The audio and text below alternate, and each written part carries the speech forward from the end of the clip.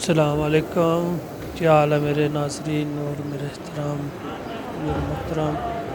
الحمدللہ مکہ پاک کی حاضری کا شرف حاصل ہوا ہے۔ میری دعا ہے کہ اللہ سب کو مکہ پاک اور رسول کی حاضری نصیب فرمائے، اور میری دعا ہے کہ آپ سب کو اللہ اپنے گھر کی زیارت نصیب فرمائے۔